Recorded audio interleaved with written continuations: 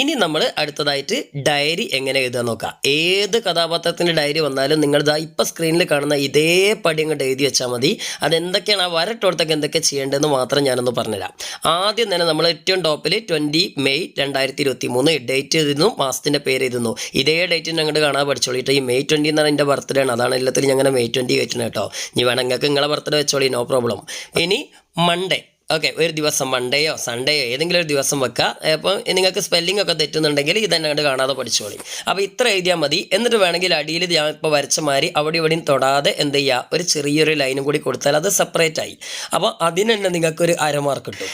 ഇനി അതിൻ്റെ അടിയിൽ നിങ്ങൾ സാധാരണ എല്ലാ ഡയറിയും കൊടുക്കുന്ന പോലെ തന്നെ വാട്ട് ആൻ അൺഫോർഗറ്റബിൾ ഡേ എന്ന് എഴുതിയിട്ടൊരു എക്സ്ക്ലമേറ്ററി സൈൻ, ഒരു ആശ്ചര്യ ചിഹ്നം ഇടുക.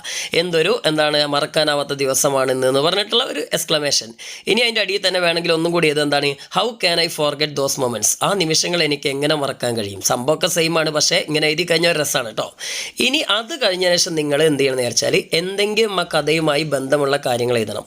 അപ്പം നിങ്ങൾക്ക് ആ കഥയുമായിട്ട് അല്ലെങ്കിൽ ആ കഥാപാത്രമായിട്ട് ബന്ധമുള്ള ഒരു കാര്യം അറിയില്ല എന്ന് വിചാരിച്ചോ. ഇപ്പോൾ ഹോമിയോപ്പതിൻ്റെ ഡയറിയാണ് വരുന്നത്, അതും നിങ്ങൾക്കൊന്നും അറിയില്ല. നിങ്ങൾ എന്താ ചെയ്യേണ്ടതെന്ന് വിചാരിച്ചാൽ നമ്മളെ ക്വസ്റ്റ്യൻ ഉണ്ടല്ലോ, ഡയറിൻ്റെ ക്വസ്റ്റ്യൻ, അതിൽ തന്നെ നിങ്ങൾക്കൊരു സന്ദർഭം തരും. ഇന്ന സന്ദർഭത്തെ അടിസ്ഥാനമാക്കി ഇന്ന ആൾ എഴുതുന്ന ഡയറി എന്നാണ് തരിക. അപ്പം നിങ്ങൾ എന്ത് വിചാരിച്ചാൽ ആ സന്ദർഭത്തിൻ്റെ ഒരു സെൻറ്റൻസ് ഉണ്ടാവുമല്ലോ, ഒരു സെൻറ്റൻസോ അല്ലെങ്കിൽ 2 സെൻറ്റൻസോ ക്വസ്റ്റ്യനിൽ ഉണ്ടാവും. ആ സാധനം തന്നെ അതേമാതിരി എന്ത് ചെയ്യുക, ഇതിലേക്ക് എഴുതി വെക്കുക. ക്വസ്റ്റ്യൻ വേർഡും മറ്റുള്ള കാര്യങ്ങളൊക്കെ ഉണ്ട് ഒഴിവാക്കുക. ഓക്കെ, അതേപോലെ അയാളുടെ പേര് അതിൽ പറയുന്നുണ്ടാവും, ആ കഥാപാത്രത്തിൻ്റെ പേര്, അതൊന്നും എഴുതരുതേ. പകരം ആ ഒരു സെൻറ്റൻസ് എങ്കിലും എഴുതി വെക്കുക. പിന്നെ നിങ്ങൾ എന്തെങ്കിലും പഠിച്ച ക്വസ്റ്റ്യനോ അല്ലെങ്കിൽ എവിടെയെങ്കിലൊക്കെ എന്തെങ്കിലുമൊക്കെ പാരഗ്രാഫോ സെൻറ്റൻസ് ഒക്കെ ഉണ്ടാവില്ലേ, അതിലൊരു 2-3 അധികം ഒന്നും എഴുതണ്ടാവും, 2-3 സെൻറ്റൻസുകൾ ഇതിലേക്ക് എടുത്ത് എഴുതുക. അപ്പോൾ നിങ്ങൾക്ക് അത്യാവശ്യം കുറച്ചും കൂടി ഒരു ഏരിയ കിട്ടും, ഒരു 3-4 വരി കൂടി നിങ്ങൾക്ക് കിട്ടും. എന്നിട്ട് പിന്നെ താഴെ നിങ്ങൾ ഇതിലെഴുതി അതേപോലെ തന്നെ കണ്ട് ഒരു എൻഡിങ് എന്നുള്ള നിലക്ക്. ഓക്കെ, എന്തൊക്കെ എഴുതണ്ടേ, what an unpredictable day it was really, ഇത് ശരിക്കും ഒരു പ്രവചിക്കാൻ പറ്റാത്തൊരു ദിവസമായിരുന്നു. എന്നിട്ട് ഇതെന്താ, I can still understand what is happening to my life, എൻ്റെ ജീവിതത്തിൽ എന്താണ് സംഭവിക്കുന്നതെന്ന് എനിക്ക് ഇപ്പോഴും മനസ്സിലാക്കാൻ കഴിയുന്നില്ല. The proverb man proposes God disposes is really apt to my life, ഈ ഒരു പഴഞ്ചൊല്ലുണ്ട്, മാൻ പ്രൊപ്പോസസ് ഗോഡ് ഡിസ്പോസസ്, അതായത് മനുഷ്യൻ എന്ത് ചെയ്യുന്നു, ആഗ്രഹിക്കുന്നു അല്ലെങ്കിൽ നിർദ്ദേശിക്കുന്നു, പിന്നെ ദൈവം എന്ത് ചെയ്യുന്നു, നിഷേധിക്കുന്നു, അല്ലെങ്കിൽ ദൈവം എന്ത് ചെയ്യുന്നു, അത് തള്ളിക്കളയുന്നു എന്നുള്ള രീതിയിലുള്ള ഒരു പ്രോവർബ് ഉണ്ട്. അതിൻ്റെ അർത്ഥം എന്താണെന്ന് വിചാരിച്ചാൽ നമ്മളൊക്കെ പലതും ആഗ്രഹിക്കും, പക്ഷേ ആഗ്രഹിക്കുന്നൊന്നാവില്ല നടക്കുക, വിചാരിക്കുന്ന എല്ലാം നടക്കുക എന്നുള്ള രീതിയിലാണ് ഈ ഒരു പ്രോവർബ് ഉള്ളത്. അപ്പോൾ ആ ഒരു പ്രോവർബ്, ആ ഒരു പഴഞ്ചൊല്ല് തൻ്റെ ജീവിതത്തിന് വളരെ അപ്റ്റാണ്, സ്യൂട്ടബിൾ ആണെന്നാണ് ഇവിടെ പറഞ്ഞിരിക്കുന്നത്. എന്നിട്ട് അതിൻ്റെ ഒരു എക്സ്പ്ലനേഷൻ കൊടുക്കുന്നുണ്ട്, everything happens in my life is just opposite of my wish, എൻ്റെ ജീവിതത്തിൽ സംഭവിക്കുന്നതെല്ലാം ഞാൻ ആഗ്രഹിക്കുന്നതിന് നേരെ ഓപ്പോസിറ്റാണ്, അല്ലെങ്കിൽ എൻ്റെ ആഗ്രഹത്തിൻ്റെ ഓപ്പോസിറ്റാണ്. May God bless me and every one, ദൈവം എന്നെയും എല്ലാവരെയും രക്ഷിക്കട്ടെ.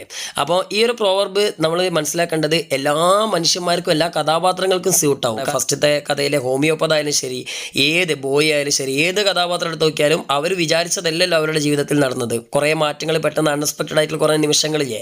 അപ്പോൾ ഏത് കഥാപാത്രം ചോദിച്ചാലും നിങ്ങൾക്ക് ഈ ഡയലോഗ്സ് ചെയ്താവും. അപ്പോൾ എന്തായാലും ഇത് എല്ലാ ഡയറിയിലും പഠിക്കുന്ന കുട്ടികൾക്കും പഠിക്കാത്ത കുട്ടികൾക്കും ഒക്കെ ആഡ് ചെയ്യാൻ പറ്റിയിട്ടുള്ള ഡയലോഗ്സ് ആണ്. ഇതൊക്കെ എഴുതി കഴിഞ്ഞാൽ ഇങ്ങനത്തെ ഒരു പ്രോവർബൊക്കെ നമ്മൾ ഡയറിയിലും അതേപോലെ സ്പീച്ചിലൊക്കെ എഴുതി കഴിഞ്ഞാൽ നിങ്ങൾക്ക് സ്പെഷ്യലായിട്ട് ഒരുപാട് മാർക്കുകൾ സ്കോർ ചെയ്യാൻ പറ്റും, നല്ലൊരു ഇംപ്രഷൻ കിട്ടും. അപ്പോൾ ഇതൊക്കെ എല്ലാവരും ഫോളോ ചെയ്യാം കേട്ടോ.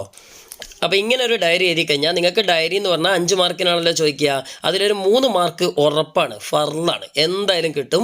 ചിലപ്പോൾ നിങ്ങൾക്ക് ഭാഗ്യമുണ്ട്, അതിൻ്റെ ഇടയിൽ എഴുതിയതൊക്കെ എന്തെങ്കിലുമൊക്കെ ശരിയാണെങ്കിൽ നിങ്ങൾക്കൊരു 4 മാർക്ക് വരെ ഉറപ്പിക്കുക. ഇനി അത്യാവശ്യം നല്ലൊരു ടീച്ചറാണ് നോക്കുന്നതെങ്കിൽ 5 മാർക്ക് ഉറപ്പിക്കുക. ഇനി എത്ര ടൈറ്റാക്കി ഇടുന്ന ടീച്ചറാണെങ്കിൽ പോലും 3 മാർക്ക് എന്തായാലും നിങ്ങൾക്ക് തരും, അത് ഉറപ്പാണ്, തന്നിരിക്കണം. കാരണം നിങ്ങൾ അതിൻ്റെ കറക്റ്റ് സ്ട്രക്ചറും നല്ല വൃത്തിയായിട്ടുള്ള സെൻറ്റൻസുകളും എഴുതി, പിന്നെ നിങ്ങൾ എന്തിനാണ് പേടിക്കുന്നത്? ഓക്കെ, ധൈര്യമായിട്ട് തന്നെ ഫോളോ ചെയ്തോ.